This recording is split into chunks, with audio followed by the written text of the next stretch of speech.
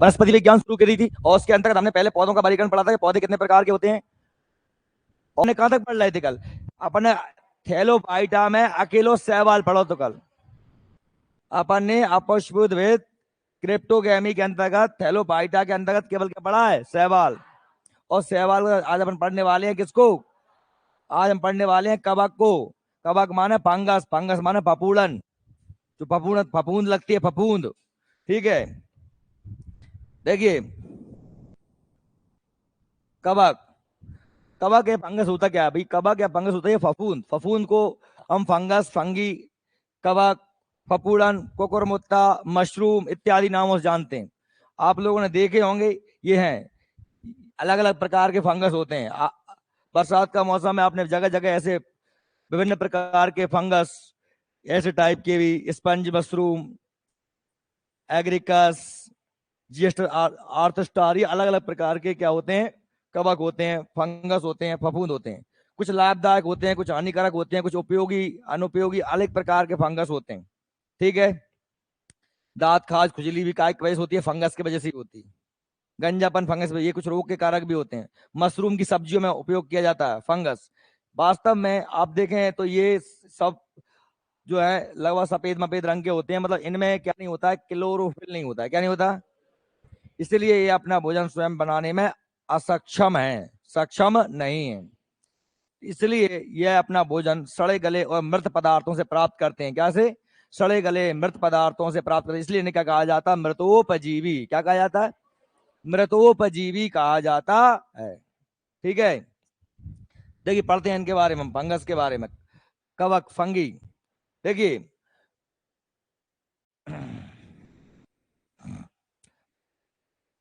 परंपरागत परंपरागत वर्गीकरण में कवकों को पादप माना जाता है, परंतु अब इन्हें बिल्कुल अलग जगत में रखा गया है, क्योंकि वास्तव में पौधे होने के लिए जरूरी है कि वो अपना भोजन स्वयं बनाए, और ये अपना भोजन स्वयं नहीं बनाते हैं।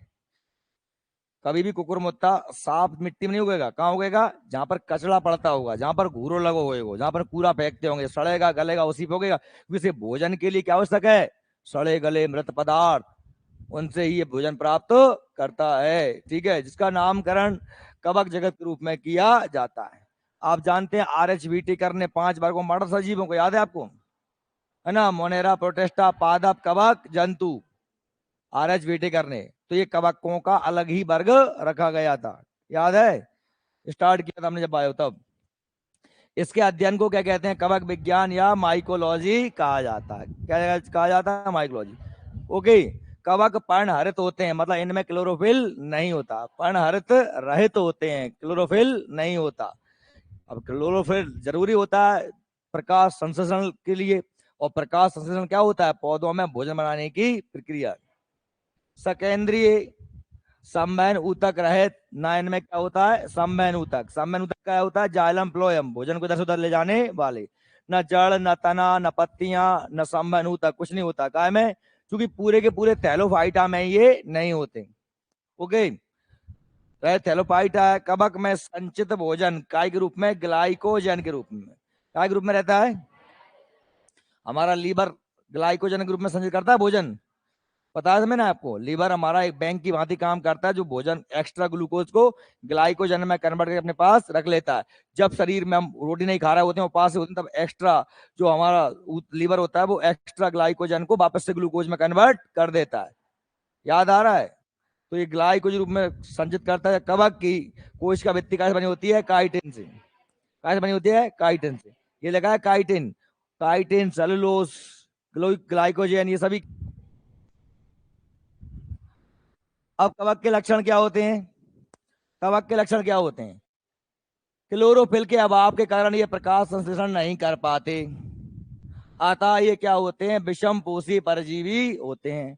इन्हें क्या कहा जाता है, मृतोपजीवी। क्या कहा जाता है, मृतोपजीवी, अर्थात अपना भोजन ये कहां से प्राप्त करते हैं, सड़े गले मृत पदार्थों से ही प्राप्त करते हैं। ठीक, इनमें भोजन भोज्य पदार्थ का संचय ग्लाइकोजन के रूप में होता है, पढ़ लिया था हमने वैसे भी। इनमें अवशोषण द्वारा, इनमें पोषण का होता है, अवशोषण, ये सोखते हैं, क्या करते हैं, सोखते हैं। मृत गले पदार्थों को अवशोषित करते हैं, सड़े गले पदार्थ, और ये अपने चारों ओर एक विकर स्रावित करते हैं, मतलब एक लिक्विड पदार्थ से निकलता रहता है। ये विकर जटिल कार्बनिक अणुओं के अपघटित कर देते हैं, जिनको कवक तंतु की तरह कवक तंतु की सतह पर अवशोषित कर लेते हैं। कोशिका संगठन यूकैरियोटिक होता है, मतलब इनका शरीर कैसे बना होता है, यूकैरियोटिक कोशिका। दो प्रकार की कोशिका होती है, एक प्रोकैरियोटिक और, ये नहीं पता समझ लेना बेटा, कोशिका दो प्रकार की होती है, प्रोकैरियोटिक और यूकैरियोटिक। यूकैरियोटिक कोशिका मतलब कैसी होती है, विकसित कोशिका। कैसी कोशिका है, विकसित कोशिका। क्लियर। शैवाल के साथ सहजीवी शैवाल के साथ सहजीवी सहचर्य में ये लाइकेन का निर्माण करते हैं। मैंने कल कहा था आप लोगों से, थोड़ी सी आवाज बढ़ा दी, नेक्स्ट जाके। शैवाल के साथ में ये क्या करते हैं, शैवाल के साथ में जब कवक और शैवाल साथ साथ होते हैं तो उसे क्या कहते हैं, क्या कहते हैं, लाइकेन। बताया था कल मैंने, जिसे नहीं पता वो देख लो दोबारा, ये लाइकेन है। मैंने बताया था कि पर्यावरण वायु प्रदूषण का सूचक क्या होता है, लाइकेन। जहां वायु प्रदूषण होता है वहां साथ में नहीं होती, ये एक दूसरे की पूर्ति कर देते हैं, ठीक है। जब धूप नहीं होती है तब ये कवक से भोजन प्राप्त कर लेता है शैवाल, और जब जब है सड़गला पदार्थ प्राप्त नहीं होता है तो शैवाल से भोजन प्राप्त कर लेता है कौन, कवक। ठीक है, तो दोनों एक दूसरे पर आश्रित होते हैं। जब कवक शैवाल साथ होते हैं उसे लाइकेन कहा जाता है। ठीक है, ओके। अब देखें, कवकों में कायिक या वर्धी प्रजनन खंडन विखंडन या मुकुलन के द्वारा होता है। अब हमको नहीं आया पता ये समझ में क्या है भाई। प्रजनन दो प्रकार के होते हैं, प्रजनन जानते हो, नई संतान पैदा करना, क्या होता है प्रजनन। नई संतान पैदा करना क्या होता है, प्रजनन। दो प्रकार का प्रजनन होता है, लैंगिक अलैंगिक। लैंगिक मतलब एक स्त्री एक पुरुष संभोग करेंगे, निषेचन होगा, नई संतान पैदा होगी। क्या एक मादा पौधा पुष्प है, एक नर है, नर पुंकेसर जो है परागकण जाएंगे वर्तिकाग्र में और बीज का निर्माण होगा। एक तो ऐसे होता है। एक क्या होता है, जैसे आपने आलू में से देखा है, आलू आलू होता है ना, आलू में से, पुराने आलू में से क्या निकलती है, आंख निकलती है, उसी में से एक नया पौधा पैदा हो जाता है। वो बताओ वो जनन कैसा है, वो अलैंगिक जनन।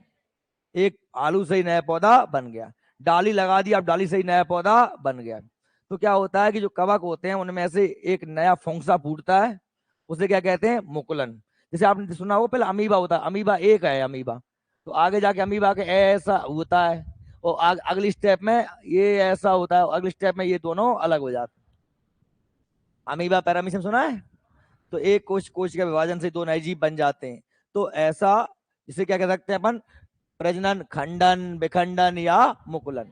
मतलब नया एक फंसा फूट गया, उसी से नया पौधा, नया नया फंगस बन गया।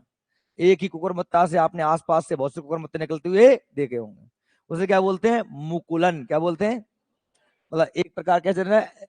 लैंगिक प्रजनन तथा अलैंगिक जनन द्वारा भी इनकी वृद्धि होती है। यानी इनमें वैसे तो मुख्यतः कैसा होता है, अलैंगिक, पर कुछ मात्रा में क्या हो जाता है, लैंगिक भी हो जाता है। ठीक है, क्लियर। इनकी कोशिका भित्ति में प्राय क्या पाया जाता है, काइटिन। और काइटिन क्या होता है, एक प्रकार का पॉलीसैकेराइड। क्या होता है, ओके, विद्यमान होता है। ईस्ट, ईस्ट आप नाम सुना हो, ईस्ट जिसे अपन खमीर भी कहते हैं। क्या कहते हैं, खमीर। जब भी हमें कोई चीज सड़ानी होती है, जैसे कि अपन, अगर अपन को मैदा मैदा डाल दिया सुबह बनाना जलेबी, जलेबी कब बनेगी, जब मैदा सड़ जाएगा। सड़ने को अपन साइंस की भाषा में किडबन कहते हैं। क्या कहते हैं, किडबन।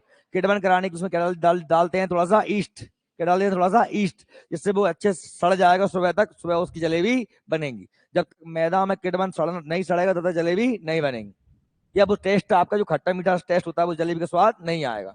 तो बहुत सी चीजों में हमें सड़ाना पड़ता है, जैसे जितने अपने बेकरी उद्योग हैं, डबल रोटी बनाना है, ब्रेड बनाना, ये फूल जाते हैं, ये सब का इनमें क्या यूज किया जाता है, ईस्ट का। शराब बनानी है, क्या बनानी है, शराब, अल्कोहल। तो जब तक आप सड़ेगा नहीं, जब तक किडबन नहीं होगा, चाहे मऊ आगे बनाओ, कचू शराब बना रहे हो, तो जब तक 5-7 दिन तक आप सड़ाओगे नहीं उसको, घान को, जो जिस चीज की शराब बना रहे हो, तो सड़ाने के लिए क्या यूज किया जाता है, ईस्ट का। सड़ जाएगा तब उसी से क्या बनेगा, अल्कोहल बनेगा। क्या बनेगा, शराब बनेगी। ओके। ईस्ट एक कोशीय मृतोपजीवी कवक है, इसमें क्लोरोफिल नहीं पाया जाता, इसलिए ये अपने भोजन स्वयं नहीं बना सकते। प्रजनन विशेष प्रकार के बीजाणुओं द्वारा होता है तथा जो कवक मृत कार्बनिक पदार्थों से पोषण प्राप्त करते हैं उन्हें क्या कहते हैं? मृतोपजीवी कहलाते हैं। अनेक कवक पादप तथा जंतुओं में रोगों में उत्पन्न करते हैं, जैसे कि मैंने कहा था आपको दांत खाज खुजली, ये सब काय के वजह से होते हैं? हाथी पांव का बीमारी, गंजापन, ये सब काय के वजह से होते हैं? ये सभी रोग होते हैं फंगस के कारण। ठीक है। कवक का उपयोग पनीर उद्योग में होता है, डबल रोटी उद्योग में होता है, अल्कोहल अम्ल बनाने में, औषधियों के निर्माण, दवाइयां ही बनती हैं काय से? फंगस से। तो बहुत सी जगह अलग अलग कवकों का उपयोग करते हैं। अब वही की वही वाली बात कि कल जैसे आप कहोगे आप नाम बड़े कठिन थे भाई, अब हर चीज सरल हो जाती तो फिर लोग बाग सभी पढ़ रहे होते। कुछ तो मेहनत करनी पड़ेगी ना भैया। अब सब इतना ही सरल होता तो सभी की जो जॉब लग जाती। सभी जो मेहनत करके याद कर लेते हैं, जो अपना काम कर लेते हैं अच्छे से, जो अपने काम में मन लगा लेते हैं, मन को नहीं भटकने देते, वो सफलता प्राप्त करते हैं। और जो मक्कारी मारते हैं वो रोते रहते हैं। सौ की सीधी सी एक ही बात है। अब आप अपने आप भविष्य को सुखमय बना लो, चाहे अभी मजे ले लो, अभी आराम कर लो, मोबाइल चला लो, रील देख लो, और चाहे जीवन में सुख भोग लो, आप पर निर्भर करता है। बिल्कुल सचेत हो जाओ, जागृत हो जाओ, देखो दुनिया में क्या चल रहा है। नहीं पढ़ोगे तो नौकरी नहीं लगेगी, नौकरी नहीं लगी तो उसके बाद जीवन में क्या होगा आप सोच लो। और अभी पढ़ लोगे, मेहनत तो लगेगी, कष्ट होगा, दुख होगा, बाद में जीवन सुखमय हो जाएगा। अब देखो याद तो करने पड़ेंगे। अब देखो, अब ये आप कहोगे कौन कौन से क्या है? कवकों का आर्थिक महत्व क्या है? भूमि की उर्वरक बढ़ाने के लिए, जमीन की उपजाऊपन उर्वरकता बढ़ाने के लिए हम कौन कौन से का उपयोग करते हैं? एस्परजिलस है बुरे नाम, मुझे नहीं पता बुरे नाम है, पर पढ़ना पड़ेगा। एस्परजिलस एक स्ट्रैकीबोट्रीज, ब्लैडोस्पोरियम हर्बेरम, ब्लैडोस्पोरियम हर्बेरम। ठीक है। हम जिन्हें खाते हैं, जैसे जैसे कि मशरूम होते हैं, अब वो कौन कौन से हैं? जैसे मैंने कहा रोमेरिया, क्लेबिशिया, एगरिकस, लाइकोपर्डान, ये सब क्या है? ये हम भोजन रूप में ग्रहण करते हैं। नाइट्रोजन का स्त्रीकरण करने के लिए आप जानते हैं राइजोबियम बैक्टीरिया होता है, ऐसा एक फंगस भी होता है। कौन? रोडोट्रूला। तथा अन्य कवक क्या करते हैं? वायुमंडल की नाइट्रोजन का क्या करते हैं? स्त्रीकरण। स्त्रीकरण मतलब होता है गैसीय रूप से उसे ठोस या द्रव रूप में कन्वर्ट कर देना। स्थिर गैस स्थिर नहीं होती, लेकिन ठोस और द्रव क्या होते हैं? स्थिर होते हैं। ठीक है। शराब उद्योग में किण्वन द्वारा शराब का निर्माण करने का उपयोग किया जाता है? ईस्ट तथा कुछ अन्य का ईस्ट होता है मेनली सड़ाने के लिए। किण्वन मतलब क्या होता है? सड़ना। पनीर बनाने में पेनिसिलियम रोक्यूफर्टाई, अन्य का पेनिसिलियम रोक्यूफर्टाई, पनीर बनाने में। फर्मी फ्यूमेरिक अम्ल के निर्माण में, क्या के निर्माण में? फ्यूमेरिक अम्ल के निर्माण में। फ्यूमेरिक अम्ल क्या होता है? तो फ्यूमेरिक अम्ल एक कार्बनिक यौगिक होता है, लिखा है। फ्यूमेरिक एसिड क्या है? एक कार्बनिक यौगिक जिसका सूत्र क्या होता है? HO2CEHCH। एक सफेद पाउडर होता है, सफेद ठोस। फ्यूमेरिक एसिड प्रकृति में व्यापक रूप से पाया जाता है। इसका स्वाद फल जैसा होता है। इसका उपयोग खाद्य योजकों के रूप में किया जाता है। ठीक है। तो ये फ्यूमेरिक अम्ल बनाने में, वैसे क्वेश्चन तो आपको यही बनेगा, फ्यूमेरिक अम्ल बनाने में क्या किसका यूज किया जाता है? तो राइजोपस का। क्या? राइजोपस। साइट्रिक अम्ल जानते हैं? C6H8O7, ये क्या होता है? सिट्रिक अम्ल बोल देते हैं, साइट्रिक अम्ल बोल देते हैं। और ये कौन से कवक से प्राप्त किया जाता है? Aspergillus Niger. एस्परजिलस नाइगर से हम क्या बनाते हैं? साइट्रिक अम्ल का निर्माण करते हैं। बेकरी उद्योग में डबल रोटी वगैरह बनाने में, बिस्किट, डबल रोटी, बेकरी उद्योग, तो उसमें क्या करते हैं? ईस्ट खमीर का। सड़ाने के लिए, जलेबी बनाने में ईस्ट का खमीर का उपयोग करते हैं। वर्णकों को कलर्स का निर्माण करने में को होता है मोनास्कस। ठीक है। हार्मोन्स का निर्माण करने में जिब्रेला फ्यूजिकोराई। कुछ कवक ऐसे होते हैं जो हमारी वस्तुओं नष्ट कर देते हैं। कपड़ों में फंगस लग जाता है ना, या फिर कागज खराब हो जाते हैं। तो ये वस्तुओं नष्ट करने वाले प्रमुख कवक। कपड़े कौन करता है? Alternaria Trichoderma Chaetomium. Alternaria Trichoderma Chaetomium कागज कपड़े को खराब कर देते हैं, है ना। कागज को खराब कौन करता है? सिफ्लोथीसियम। सिफ्लोथीसियम और क्लैडोस्पोरियम, सिफ्लोथीसियम, क्लैडोस्पोरियम, फ्यूजेरियम। ये जो सिफ्लोथीसियम, क्लैडोस्पोरियम, फ्यूजेरियम, ये जो फंगस हैं कागज को खराब कर देते हैं। ठीक है, मुंह से बोला जा अखिल विकास ऐसे कैसे कुछ नहीं हुई। हाँ, तो चमड़ा रबर कौन? Aspergillus niger. चमड़े कौन खराब करता है? Aspergillus niger. कैमरे का जो लेंस होता है, इस लेंस में फंगस लग जाता है। एस्परजिलस कैंडिडस या एस्परजिलस नाइजर जो चमड़ा में लग रहा था, और हेलमिंथोस्पोरियम, हेलमिंथोस्पोरियम पढ़ना पड़ेंगे आपको बार बार। ठीक है, मनुष्य में भी बहुत सारे रोग होते हैं जैसे कि दांत, खाज, खुजली, वो हमने वहां पढ़े थे अगर आपको याद हो तो, जब मानव रोग पढ़ाए थे मैंने आपको, कवकों से होने वाले रोग, हाथी पांव, है ना, या फिर दांत, खाज, खुजली, इन सब के लिए टीनिया कैपिटस, ऐसे बहुत सारे अगर आपको याद हो किसी को तो। पौधों में भी कुछ रोग होते हैं कवक की वजह से, जैसे कि कौन सा कवक है? सर्कोस्पोरा परसोनेटा। इस रोग से मूंगफली में टिक्का रोग हो जाता।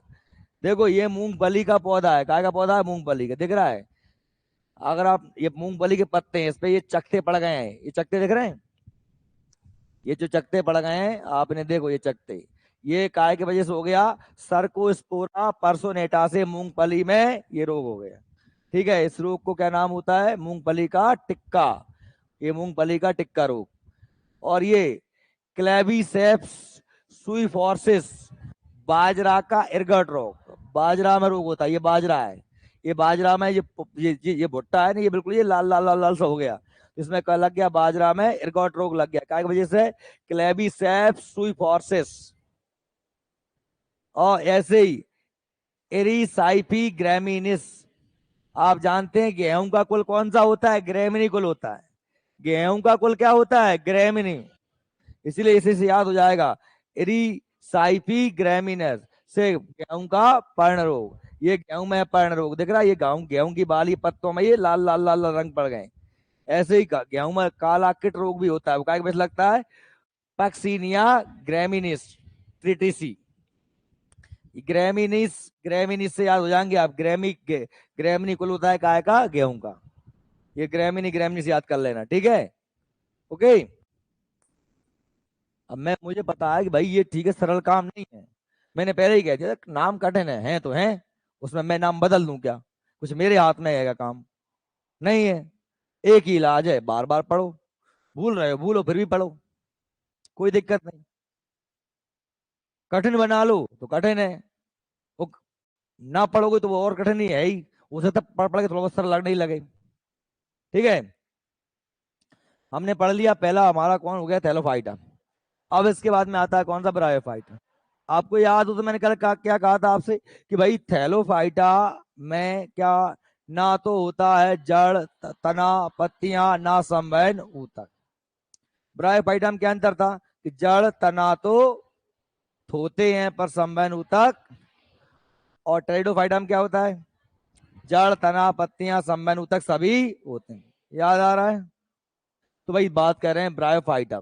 ब्रायोफाइटा मतलब बहुत ही छोटे छोटे पौधे हैं, थोड़ी छोटी दुबा घास टाइप का, दुबा थोड़ी बड़ी हो गई है, उससे छोटी छोटी छोटी छोटी पत्तियां होती हैं। जैसे आप अगर चित्र के माध्यम से दिखाऊंगा आपको मैं, ये ऐसे छोटे छोटे से पौधे, मतलब बहुत ही जो बिल्कुल जड़ भी हैं छोटे छोटे में, तो दुबई टाइप के बिल्कुल छोटे छोटे से बिल्कुल ऐसे उगाते हैं। ये क्या कहलाते हैं? ये क्या कहलाते हैं? ब्रायोफाइटा। इनमें बस, इनमें क्या चीज है? जड़ है और तना है। जड़, तना, पत्तियां हैं, लेकिन क्या नहीं है? संवहन ऊतक। क्या नहीं है? संवहन ऊतक नहीं है। ठीक है, ब्रायोफाइटा। देखो यह सबसे सरल स्थलीय पौधों का समूह है। स्थलीय है, जमीन पर भी उगे आते हैं पर, है ना, तथा इस प्रभाग में लगभग 25,000 जातियां सम्मिलित होती हैं। इसमें संवहन ऊतक अर्थात जाइलम फ्लोएम का पूर्णता अभाव होता है, नहीं होता। इस समुदाय को वनस्पति जगत का एम्फीबिया है ये। एम्फीबिया, एम्फीबिया मतलब उभयचर, मतलब उभयचर। आप जानते हैं अपन एम्फीबिया वर्ग किसे कहते हैं? जब जंतुओं का जो जल में और थल में दोनों में रहते हैं, जैसे कि क्रोकोडाइल मतलब मगरमच्छ, मेढक, कछुआ, जो पानी में भी रह सकते हैं और जल में भी रह सकते हैं और थल में भी रह सकते हैं, उन्हें बोलते हैं उभयचर, एम्फीबिया वर्ग। जंतुओं में जो होता है एम्फीबिया वर्ग। ऐसे ही पौधों का एम्फी वर्ग कौन सा? ब्रायोफाइटा। मतलब ये जो पौधे हैं ये जमीन पर भी उगे आते हैं और पानी में भी।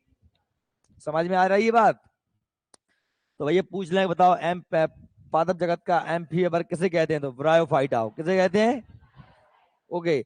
इस समुदाय के पौधे मृदा अपरदन को रोकने में सहायता, क्योंकि ये बहुत घने होते हैं, एकदम जम जाते हैं, इसलिए पानी से मिट्टी कटती नहीं, पूरे में एकदम फैल जाते हैं दूबा जैसे। ठीक है, सहायता प्रदान करते हैं। अधिकतर ब्रायोफाइटा में क्लोरोफिल पाया जाता है, हरित वर्णक होता है, जिससे अपना भोजन ये स्वयं बना लेते हैं, जिसके कारण वे अब स्वयंपोषी होते हैं। अपना भोजन स्वयं बना लेते हैं तो मतलब क्या होता है? स्वयंपोषी होते हैं। इनमें लैंगिक तथा अलैंगिक दोनों प्रकार का जनन पाया जाता है। लैंगिक अलैंगिक दोनों जनन आप समझ ही गए। ठीक है, चलिए, ये कुछ ब्रायोफाइटा की तस्वीरें दी हैं, आप देख सकते हैं। एक ब्रायोफाइटा जिसका नाम होता है स्पेगनम, स्पेगनम। और आपको अगर स्पेगनम को थोड़ा दिखा दूं मैं, स्पेगनम ये है स्पेगनम। मतलब इस तरीके से फैला रहता है स्पेगनम। स्पेगनम मतलब ये, आपने जैसे अपना वो देखा है रुई या अपना स्याही सोखना होता है, जैसे ये सूख जाता है ना, ये सूख जाता है, अभी तो ये हरा है, जब ये सूख जाएगा तो ये अपने वजन से कई गुना ज्यादा पानी को अपने अंदर सोख लेता है। ये स्याही सोखना होता है ना, वैसे हो जाता है। ठीक है, स्पेगनम। देखिए, स्पेगनम नामक मांस अपने स्वयं के भार से 18 गुना अधिक पानी सोखने की क्षमता रखता है। इसका प्रयोग ईंधन के रूप में, बस जलाने के रूप में भी किया जाता है। क्या किया जाता है? ईंधन के रूप में। एक्सक्यूमो स्केबनम का प्रयोग चिराग में, चिराग मतलब दीपक में, बत्ती बनाने में, क्या बनाने में? बत्ती, रुई की भांति बत्ती, इस पे बत्ती बनाने में करते हैं। स्पेगनम का उपयोग सर्जिकल ड्रेसिंग में, पट्टी मट्टी बांधने में, काय में? सर्जिकल माना ऑपरेशन करने में, ड्रेसिंग में पट्टी मट्टी बांधने के लिए किया जाता है, क्योंकि इसमें एंटीसेप्टिक, रोग प्रति क्षमता गुण पाए जाते हैं। रोग प्रतिरोधी एंटीसेप्टिक गुण भी इसमें पाए जाते। आ रही बात समझ? तो स्पेगनम ये क्या, एक प्रकार का ब्रायोफाइटा। अब आता है क्या? ट्रैकियोफाइटा। लेकिन ये ट्रैकियोफाइटा है, टेरिडोफाइटा नहीं। देखो ध्यान सुनो, मैं आपको एक बात बताऊं। अभी हमने जो पौधों को सबसे पहले जब दो हिस्सों में बांटा था, देखिए पौधों को अपन ने बांटा था काय के समय? पादप, कवक और जंतु। ध्यान सुनना, सॉरी, पौधे जो है, आप पुष्पोद्भिद और पुष्पोद्भिद। एक्लर के द्वारा, एक्लर ने दो हिस्सों में पौधों को बांटा था। अब पुष्पोद्भिदों में थैलोफाइटा, ब्रायोफाइटा और टेरिडोफाइटा थे। पुष्पोद्भिद में नग्नबीजी, आवृतबीजी, ठीक है, क्रिप्टोगैमी और फेने फेनेरिगैमी, फेनरोगैमी। क्लियर था? इसमें वापस से थैलोफाइटा, ब्रायोफाइटा, टेरिडोफाइटा थे। Thallophyta, bryophyta, pteridophyta. अब पुष्पोद्भिद में जरा फूलने लगते, और पुष्पोद्भिद में नग्नबीजी और आवृतबीजी, जिम्नोस्पर्म, एंजियोस्पर्म। ठीक। अच्छा, अभी एक नया वर्ग बताया हमने, नया वर्ग जो आया वो क्या आया? अब यहां सुन लेना, टेरिडोफाइटा, नग्न बीजी और आवृत बीजी, जिम्नोस्पर्म, एंजियोस्पर्म और टेरिडोफाइटा। ये तीनों में आप देखो, इनमें तीनों में पत्तियां हैं हैं, जड़ है, तना है, संवहन ऊतक है कि नहीं? बस अंतर क्या है इसमें? इसमें फूल नहीं लगते और इनमें फूल। क्लियर है? बाकी तो सब सेम ही है। क्लियर है ना? समझ आ गई मेरी बात? तो यही कह रहे हैं। अब ध्यान सुनना, जिन पौधों में जड़, तना, पत्ती और संवहन ऊतक होते हैं उन्हें ट्रैकियोफाइटा के अंतर रखा जाता है। कि दिमाग में बैठ गई बात? जिन पौधों में जड़, तना, पत्ती और संवहन ऊतक होते हैं उन्हें ट्रैकियोफाइटा के अंतर्गत रखा जाता है। वैसे अलग है पुष्पोद्भिद, वो पुष्पोद्भिद में टेरिडोफाइटा और ये पुष्पोद्भिद। देखो अब क्या कह रहे हैं, ध्यान से पढ़ लेना। ट्रैकियोफाइटा प्रभाग में उन पौधों को शामिल किया जाता है जिनमें संवहन ऊतक, वास्तविक जड़, तना तथा पत्तियां पाई जाती। जो कह रहा हूं वही लिखा है। तथा जो मुख्य रूप से स्थलीय एवं बीजाणुद्भिद, स्थलीय मतलब जमीन पर पाए जाते हैं और बीजाणु मतलब बीजाणुओं से पैदा होते हैं, ट्रैकियोफाइटा कहलाते। क्लियर हो गया? समझ में आ गई मेरी बात?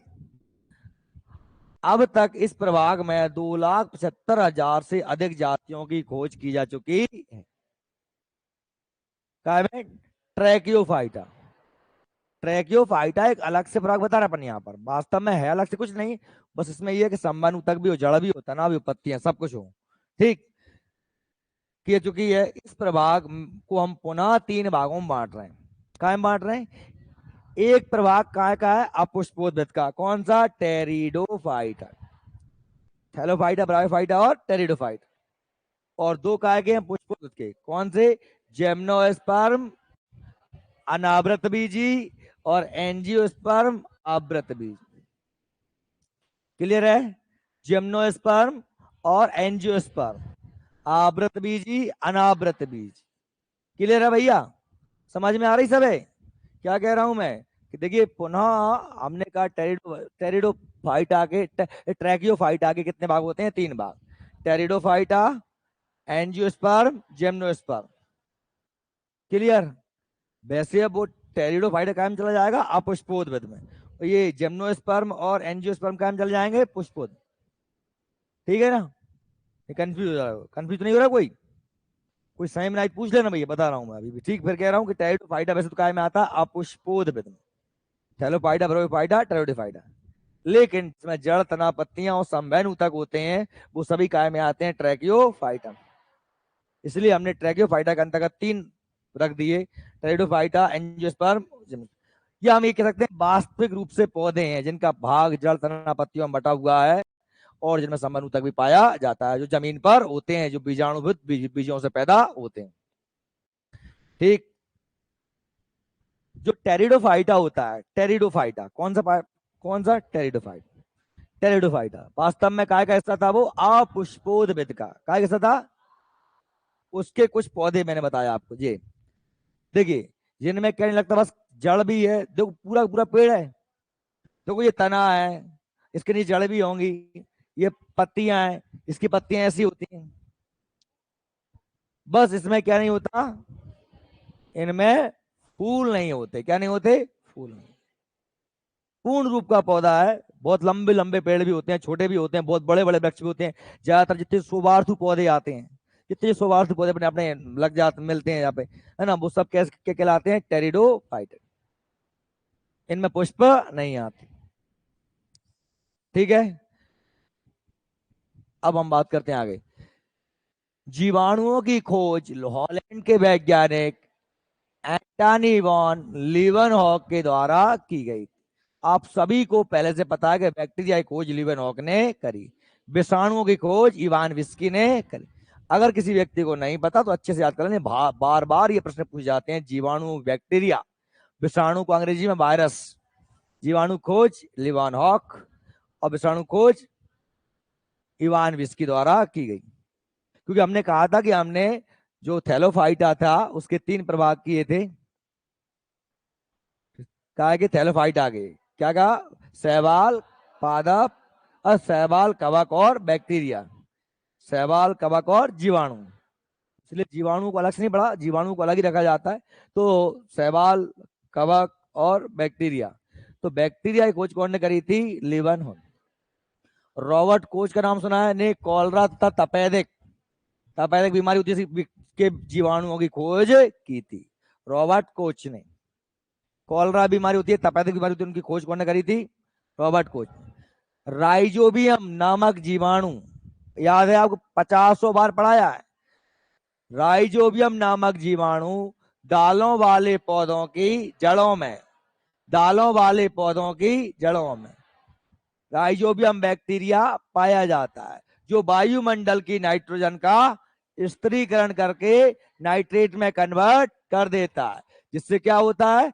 जिससे वो जो दालों वाले पौधे होते हैं उनमें प्रोटीन का निर्माण होता है। जिससे दालों में क्या पाया जाता है? प्रोटीन।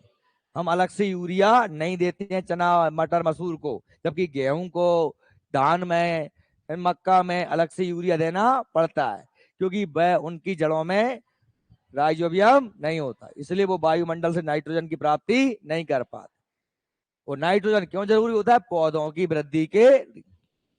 गेहूं के खेत में आप यूरिया फेंक के पानी दे दो तो 4 दिन में गेहूं को खेत एकदम चक खरो हो जाता।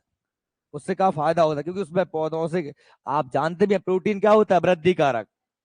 हमारे शरीर की वृद्धि कहां से होती है? प्रोटीन। ठीक। चलिए, तो यही कह रहे हैं कि राइजोबियम जीवाणु दलहनी पौधों, दालों वाले पौधों की जड़ों में निवास करते हैं तथा वायुमंडलीय नाइट्रोजन को क्या कर देते हैं? स्थिर कर देते हैं। क्लियर? ब्रायोफाइटा समूह के पादप जल तथा थल दोनों में पाए जाते हैं। अभी पढ़ के आए थे अपन, इसलिए क्या बोलते हैं? एम्फीबिया। क्या बोलते हैं? एम्फीबिया बोलते हैं। अनुकूल होते हैं, इनमें जाइलम तथा फ्लोएम का अभाव। इनमें समन्वितक, और पावेल पढ़ के आए ना, भूला मत करो। टेरिडोफाइटा समूह के पौधे जड़, तना तथा शाखा तथा पत्तियों में विभाजित होते हैं। तना राइजोम के रूप में पाया जाता है। इनमें टेरिडोफाइटा में जड़, तना, पत्तियां, समन्वितक सब होता है। क्लियर? अपना ये कंप्लीट हो गया। अब हम जो दूसरा वाला पार्ट इसमें आएगा,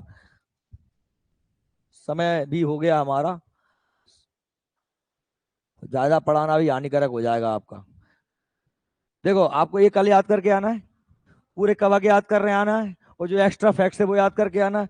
अब हम जो पढ़ेंगे कल, क्या पढ़ेंगे अपन? नग्न बीजी और आवृत बीजी, एंजियोस्पर्म, जिम्नोस्पर्म, या पुष्पोद्भिद के बारे में पढ़ेंगे अपन। एक बीज पत्री, द्विबीज पत्री, ये सारी चीजें पढ़ाऊंगा मैं आपको कल। ठीक है?